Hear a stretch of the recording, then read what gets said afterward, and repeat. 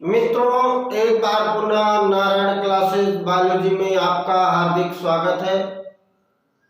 बहुत सारे हमारे बच्चों ने कहा कि सर हिंदी में भी पढ़ाइए, तो आज हम हिंदी माध्यम से एक नया वीडियो लेकर आए हैं।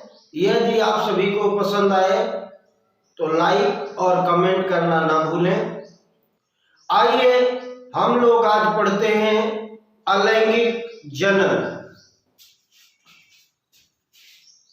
अलैंगिक जनन जिसको कहते हैं एसेक्सुअल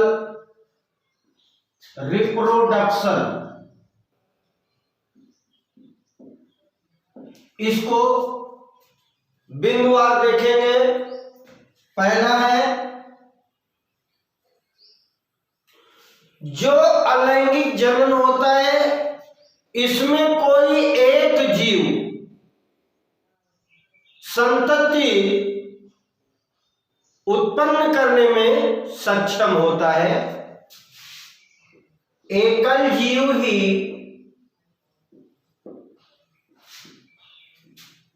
संतति पैदा करने में या संतति उत्पन्न करने में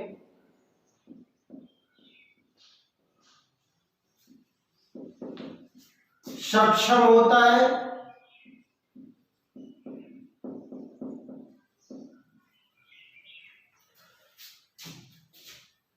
और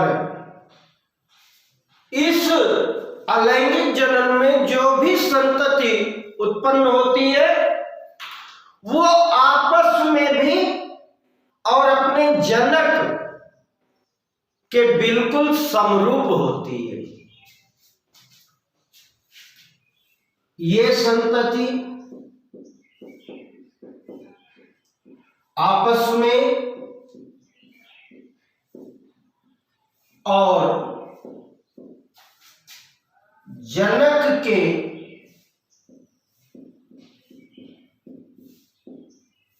बिल्कुल समरूप होती है।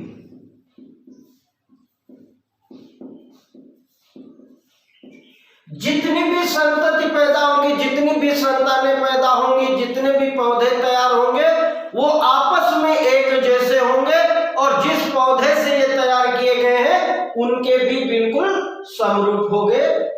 अगला पॉइंट है आकारिकीय एवं आनुवंशिक रूप से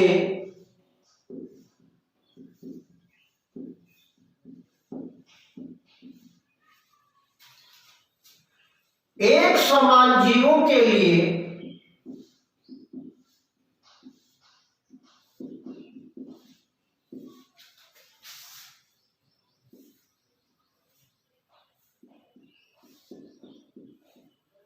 क्लोन शब्द का उपयोग किया जाता है। क्लोन शब्द का उपयोग किया जाता है।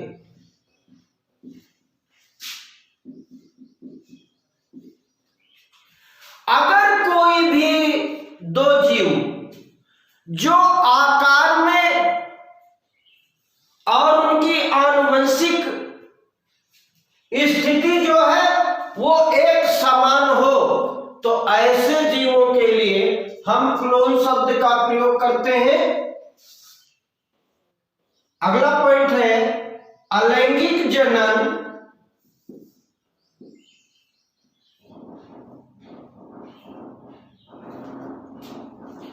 सामान्य रूप से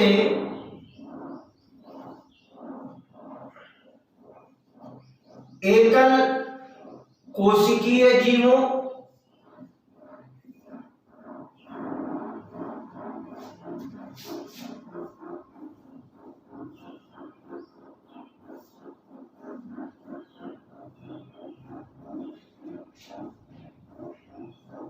पादपों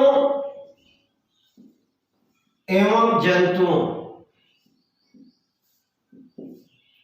जिसको कह सकते हैं साधारण या निम्न श्रेणी में पाया जाता है। जो अलैंगिक जनन है ये साधारणतया या सामान्यतया जो छोटे जीव हैं, एक कोशिकीय जीव हैं, जिनका पूरा का पूरा शरीर एक कोशिका का बना है, उनमें पाया जाता है। और कुछ पादपों और जंतुओं में भी पाया जाता है, लेकिन ये पादप और जंतु जो है वो साधारण होते हैं, अर्थात निम्न श्रेणी के होते हैं। अगला पॉइंट देखते हैं। प्रोटिस्टा, मोनेरा और प्रोटिस्टा में, मोनेरा और प्रोटिस्टा के जो जीव है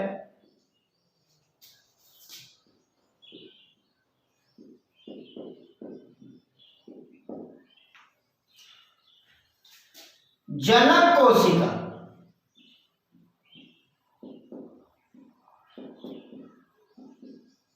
विभाजित होती है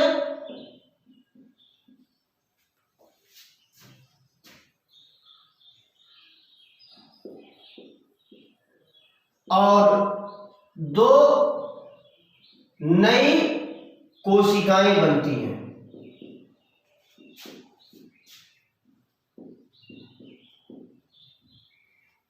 जो नए जीव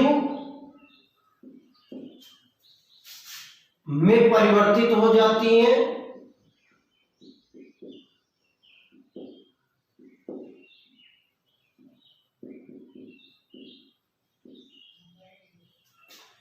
जो मोनेरा संघ है और प्रोटिस्टा संघ है, ये दोनों एक कोशिकीय जीवों से का संघ है। अंतर क्या है कि जो मोनेरा है वो प्रोकैरियोट कोशिका का बना हुआ है और जो प्रोटिस्टा है वो यूकैरियोट कोशिका का बना है। ये दोनों के दोनों संघ जो है वो एक कोशिकीय जीव के लिए आते हैं। और ये जो एक कोशिकीय जीव होते हैं, इनमें जो जनक कोशिका होती है वो बट जाती है, विभाजित हो जाती है। और विभाजित होने के बाद दो भागों में जो बढ़ती है तो दोनों अलग अलग संतति का निर्माण करती है। इस प्रकार हम कह सकते हैं, इस प्रकार इन जीवों में कोशा विभाजन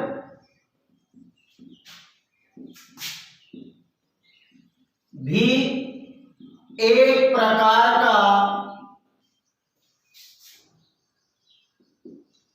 अलैंगिक जनन है।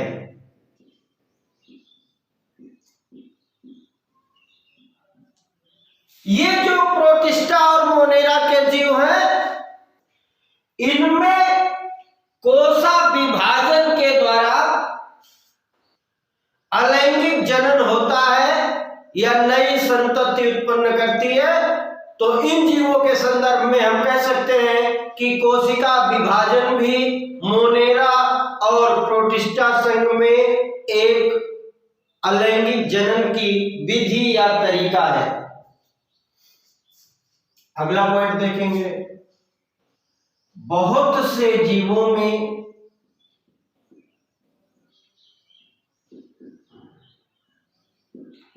जनन द्विखंडन द्वारा होता है। द्विखंडन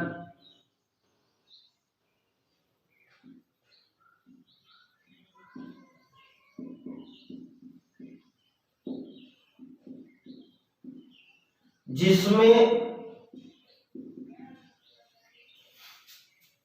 एक कोशिका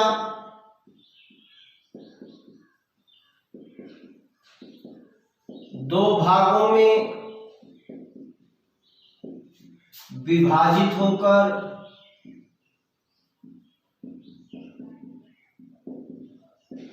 नए जीव को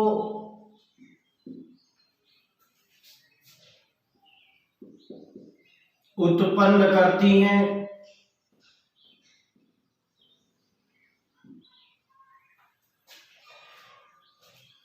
जैसे अमीबा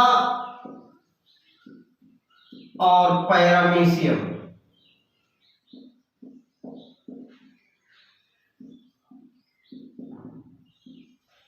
ये जो अमीबा और पैरामीशियम है, ये प्रोटोजोआ संघ का जंतु है। इनमें जीव जो है वो द्विखंडन द्वारा जनन होता है। इसमें एक कोशिका दो भागों में विभाजित हो जाती है और दोनों संतति कोशिकाएं, डॉटर सेल्स जो है, ये वृद्धि करके नए जीव को उत्पन्न करती हैं। अगला पॉइंट देखेंगे खमीर में।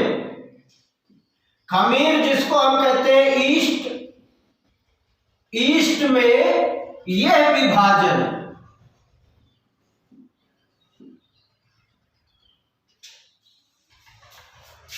समान भागों में नहीं होता।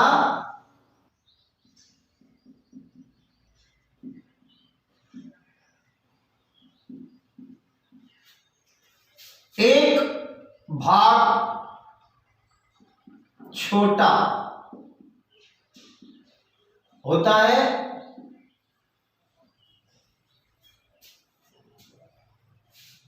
जो प्रारंभ में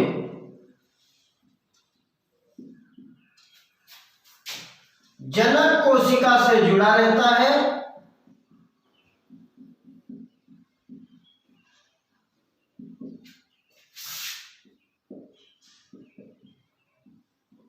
बाद में अलग होकर एक नए जीव में परिवर्तित हो जाता है।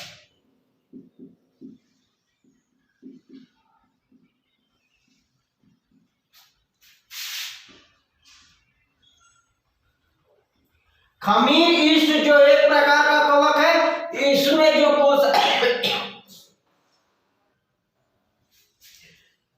खमीर जो एक प्रकार का कवक है, इसमें जो कोशिका विभाजन होता है वो अनइक्वल होता है। दोनों भाग बराबर नहीं होते। एक छोटा भाग होता है और वो जो छोटा भाग होता है कली का रूप ले लेता है, बड का रूप। बाद में ये पहले तो जनक कोशिका से जुड़ा रहता है, लेकिन बाद में टूटकर अलग हो जाता है और एक नए जीव में परिवर्तित हो जाता है। ये भी अलैंगिक जनन का ही एक प्रकार है।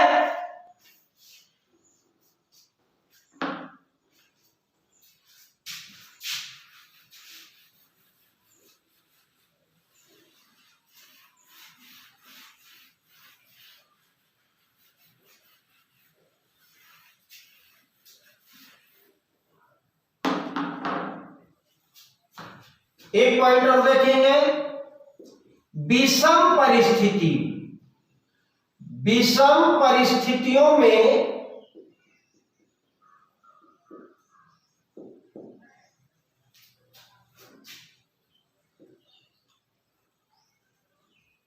अमीबा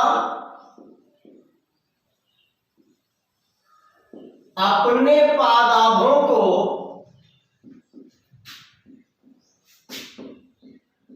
संकुचित कर लेता है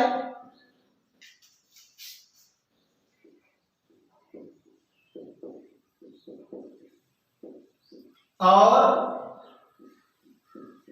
एक त्रिस्तरीय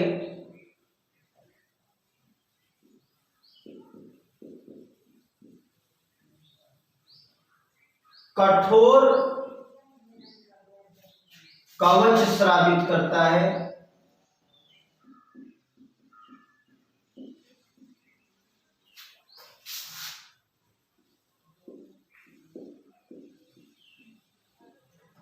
जिसे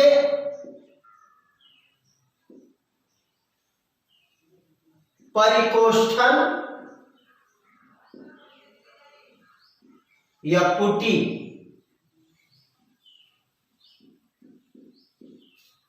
कहते हैं।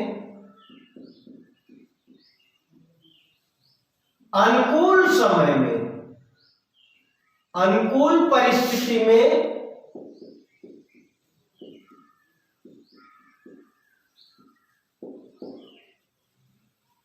ये पुटी फट जाती है और अमीबा, अमीबी के रूप में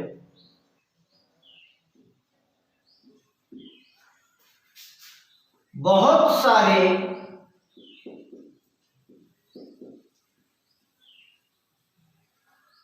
अमीबा उत्पन्न होते हैं।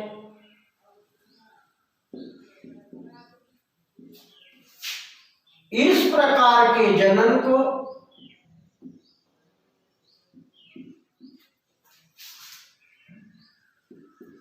बीजाणु जनन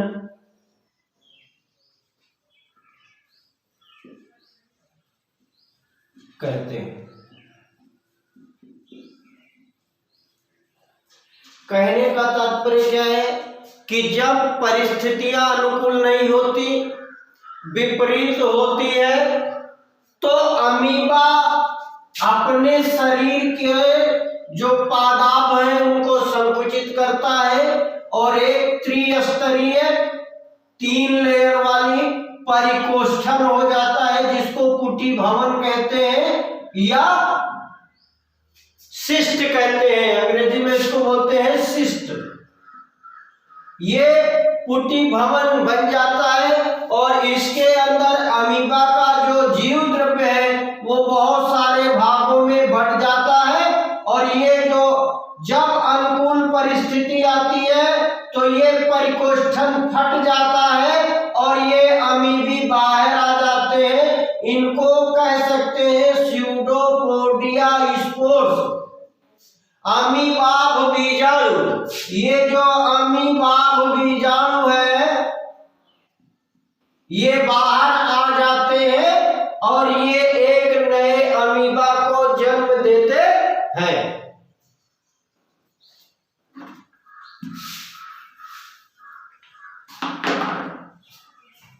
अगला पॉइंट देखेंगे। ये जो फंजाई जगत के जीव है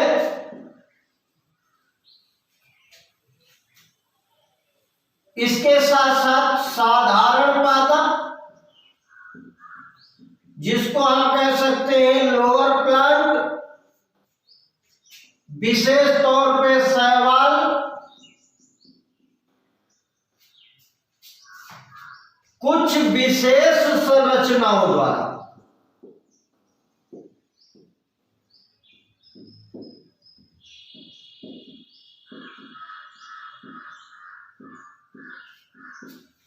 अलैंगिक जनन करते हैं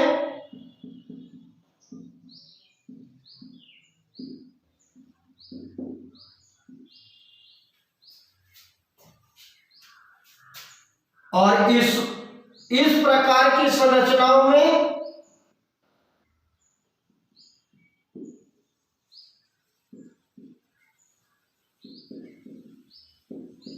सामान्यता या सामान्य रूप इनका है अलैंगिक चल बीजाणु। अलैंगिक चल बीजाणु अंग्रेजी जान लो जू स्पोर कहते हैं।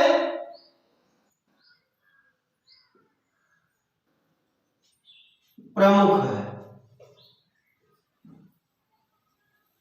ये जो फंजाई जगत के हैं, कवक जगत के जीव हैं और कुछ साधारण पादप पौधे जिनमें शैवाल आते हैं, कुछ विशेष संरचनाएं उनकी बनती है और वो संरचनाएं बाद में नए जीव को जन्म देती है और उसमें जो सबसे सामान्य संरचना है उसको कहते हैं अलैंगिक चल बीजाणु जूस्पोर। ये प्रमुख है, ये बहुत सारे शैवालों में और फंजाई जगत के जीवों में सामान्यतः पाया जाता है। और कुछ संरचनाएं हैं जैसे कोनेडिया, कोनेडिया संरचना का नाम है, और ये पाया जाता है पेनिसिलियम में, पेनिसिलियम। और दूसरा है कलिका बड, जो पाया जाता है हाइड्रा में। और एक है जेम्यूल, जो स्पंज में पाया जाता है। ये ऐसी संरचनाएं हैं जो अलैंगिक जनन के लिए एक विधि है। कोनेडिया पेनिसिलियम में पाया जाएगा, जो हाइड्रा है उसमें कलिका होती है, और जो स्पंज होते हैं उनमें जेम्यूल होता है। एक चीज और देखते हैं, जो पौधे होते हैं, पौधों में जनन 3 प्रकार का होता है।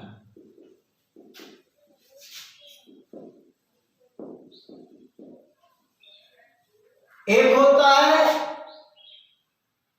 वेजिटेटिव,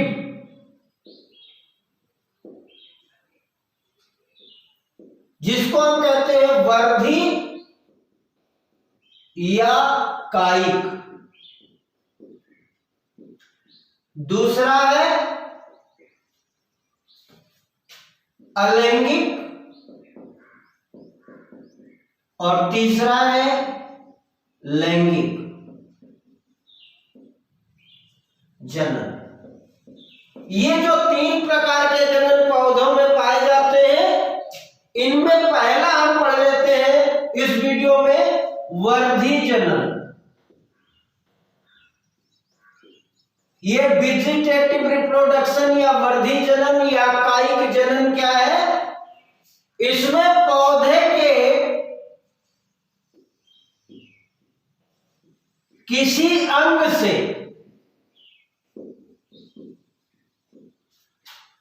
नए पौधे का जन्म होता है।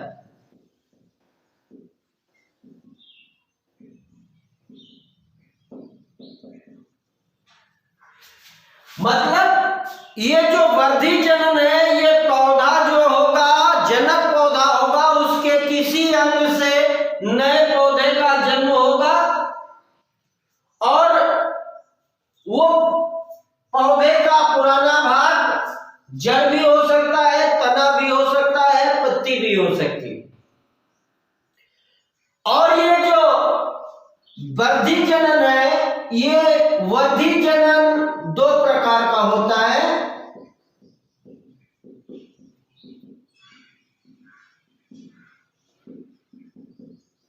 एक है प्राकृतिक नेचुरल, और दूसरा है कृत्रिम आर्टिफिशियल। जैसे एक प्रकृति ने ही ये दे रखा है कि कुछ पौधों में ये वर्धी जनन होता रहता है, उसमें हमें आपको कुछ करना नहीं है। और दूसरा होता है कृत्रिम, जिसको मनुष्य के द्वारा संपन्न कराया जाता है। तो पहला हम पढ़ेंगे प्राकृतिक वर्धी जनन।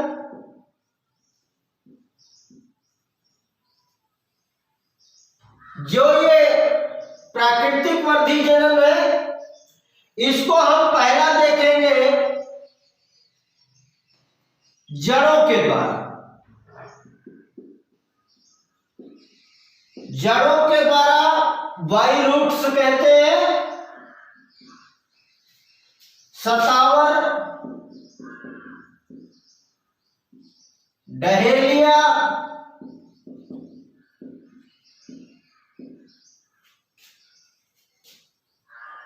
शकरकंद, परवल आदि। ये जो सतावर, डहेलिया, शकरकंद, परवल है, इनकी जड़ों पर वर्धी कलिकाएं होती हैं और वो कलिकाएं विकसित होकर के नए पौधे को जन्म देती हैं।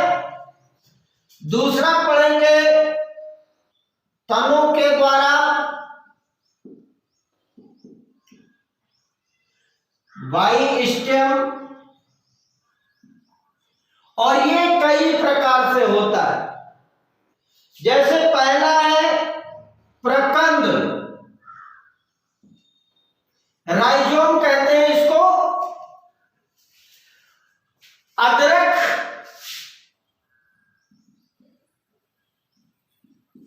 हल्दी, केला, इनमें पाया जाता है। इसमें जो भूमिगत तना है वो पृथ्वी के समानांतर, जैसे आपने देखा होगा कि कोई एक अदरक की गांठ है तो इसमें इसके बगल से गांठ निकलती है, इस प्रकार में आपने देखा होगा। अगर हाथों को देखें तो एक ऐसे है तो इसके जस्ट बगल दूसरी है, फिर तीसरी है। ये पृथ्वी के समानांतर वृद्धि करते हैं। और ये प्रकंद या राइजोम जो है अदरक में, हल्दी में और केला में पाया जाता है। जिसमें अगला है घनकंद। जो घनकंद है इसमें ये ऊर्ध्व भाग में, पृथ्वी के ऊर्ध्व भाग में वृद्धि करता है। कोई एक, इसको उदाहरण पे देखेंगे तो अरवी,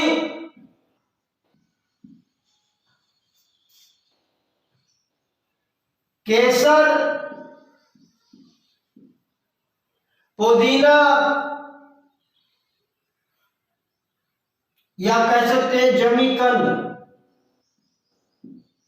कांद जिसको बोलते हैं।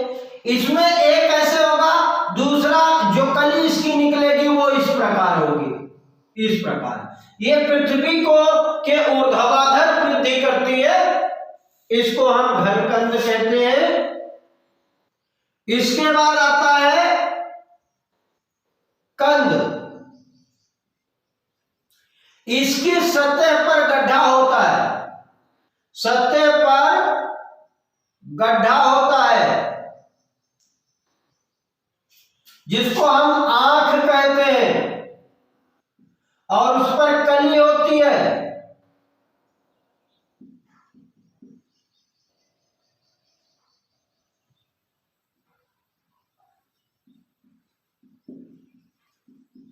और ये जो कली है ये अंकुरित होती है। जैसे आलू, आलू में आपने देखा होगा कि आलू है, इसमें गड्ढा है, यहां पर आंख है, इसको काट के बोने से नए पौधे का जन्म होता है। एक होता है सल्क कंद, सल्क कंद जिसको बल्ब कहते हैं। इसको देखेंगे लहसुन और प्याज, इसकी, इसमें जो है सल्क कंद, ये पत्र प्रकलिकाएं हैं, पत्तियां हैं जिनमें भोजन का संग्रह हो गया और सल्क कंद के रूप में है, और इससे नए पौधे का जन्म होता है। कुछ और देख लेते हैं। अंतःभूस्तारी, अंतःभूस्तारी,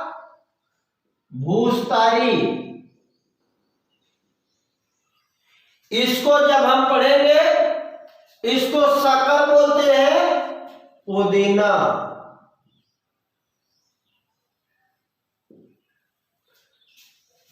गुलदाउदी,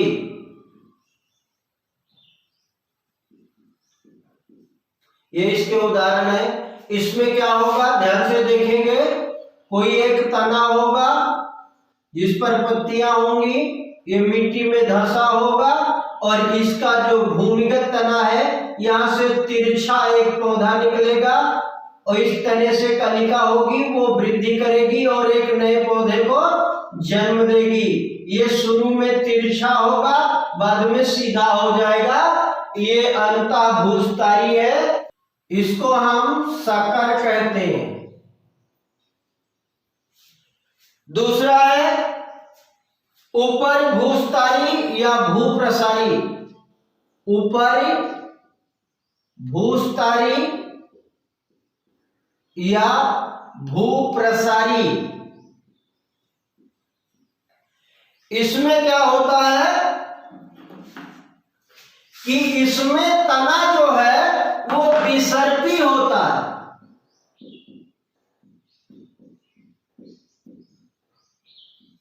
सांप के जैसा चलता है, इस तरह चलेगा ये। और जहां जहां इसमें गांठ होगी, इन गांठों के पास अपस्थानिक जड़ें और कलिकाएं निकल जाएंगी। जहां भी गांठ होगी वहां से नीचे को अपस्थानिक जड़ें और ऊपर को कलिकाएं निकल जाएंगी। बाद में ये यहां से टूट जाएगा और नए पौधे का जन्म हो जाएगा। ये जो ऊपर भूस्थायी या भूप्रसारी है, इसको रनर भी कहते हैं, RUNNER। ये विसर्पी होता है और ये पाया जाता है किसमें? दूब घास में। दूब घास आप लोगों ने देखी होगी, उसका तना जहां से उठता है और जहां जमीन को टच करता है वहीं पर उसकी अपस्थानिक जड़ें निकल आती है और कलिका निकल आती है। दूसरा है भूस्थायी।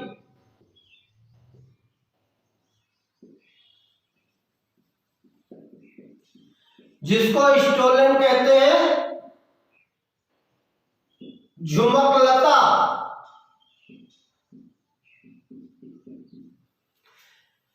और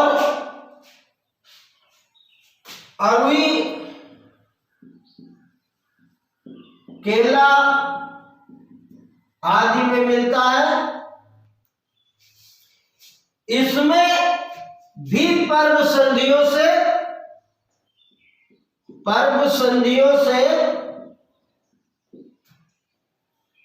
कली व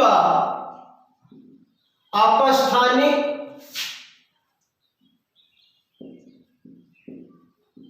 जड़ निकलती है और नए पौधे का जन्म होता है। एक कहेंगे भूस्तारिका। भूस्तारिका या इसी को कहते हैं भूप्रसारिका, अंग्रेजी में कहते हैं ऑफसेट। जो जलीय पौधे हैं उनमें पाया जाता है।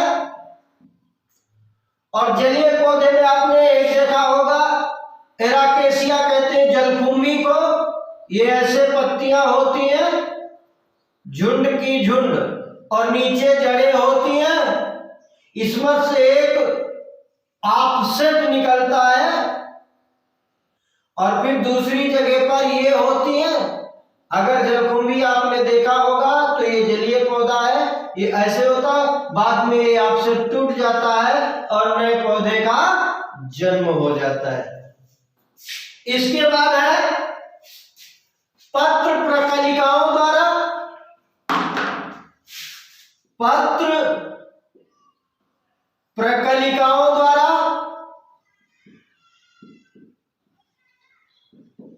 जिसको अभी हमने कहा प्याज और लहसुन,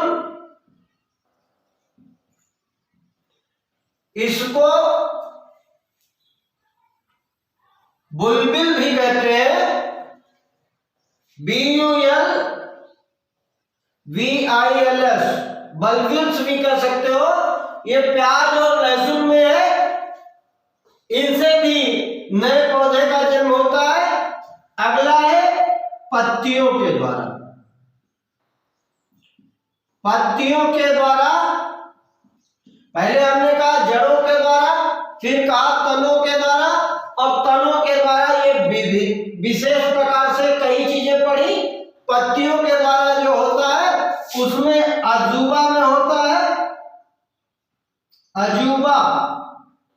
जिसको कहते हैं ब्रायोफिल्लम,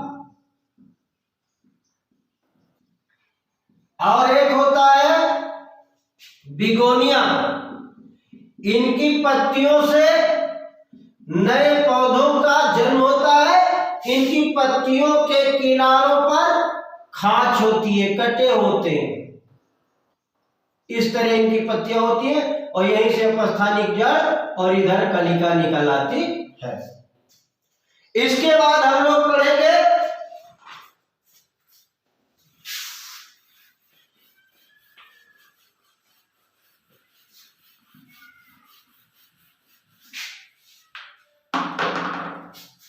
कृत्रिम कायिक प्रवर्धन या वर्धी जनन। और इसमें आप सभी परिचित हैं। कायिक में पहला देखेंगे कलम लगाना,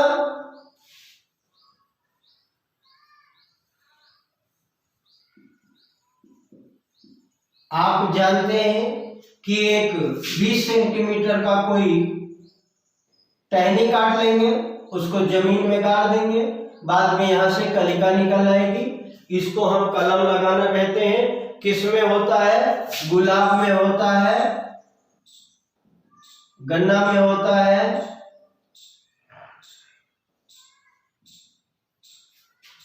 गुड़हल में है, नींबू में है आदि। इसको कलम लगाना कहेंगे। दूसरा है रोपण करना।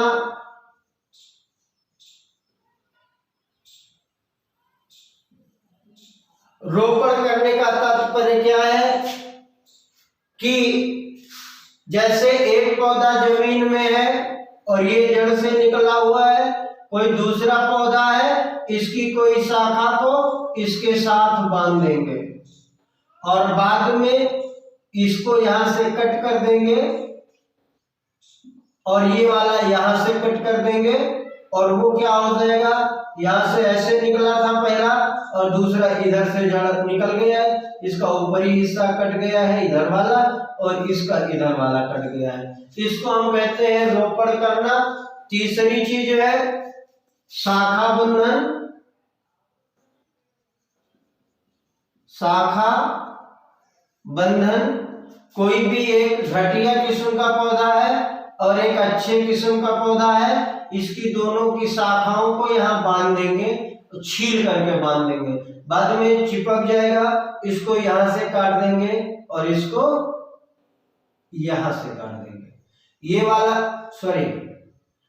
ये जो है ये कौन सा है, इसको बोलते हैं स्टॉक। स्टॉक कहते हैं, ये घटिया है। और ये क्या है, इसको बोलेंगे, ये वाला जो पौधा है इसको बोलेंगे सियान, SCION। ये बढ़िया किस्म है।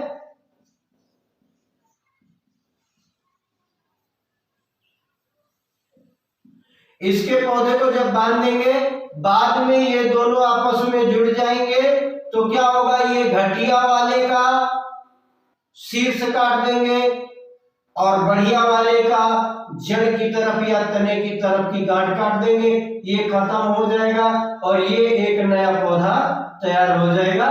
इसको हम बोलते हैं शाखा बंधन। इसके बाद आता है कली लगाना।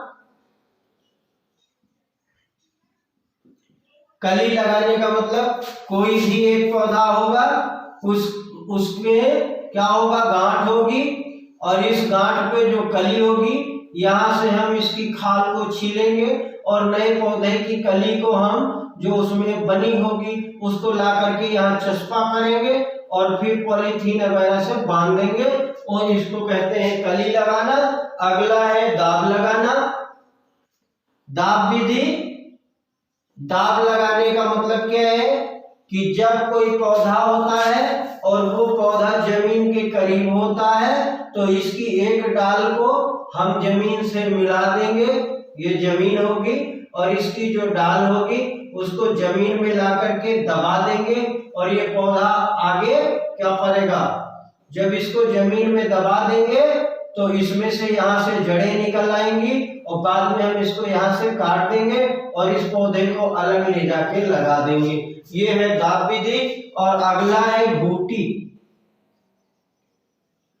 गूटी विधि। इसको हम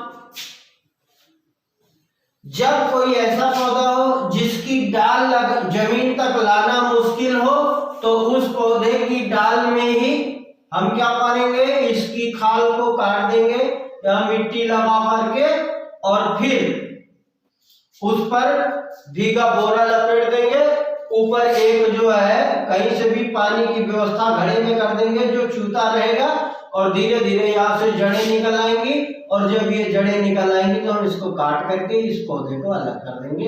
ये गूटी विधि है। यदि आप लोगों को ये हिंदी में पढ़ना अच्छा लगा हो तो कमेंट में जरूर बताइएगा।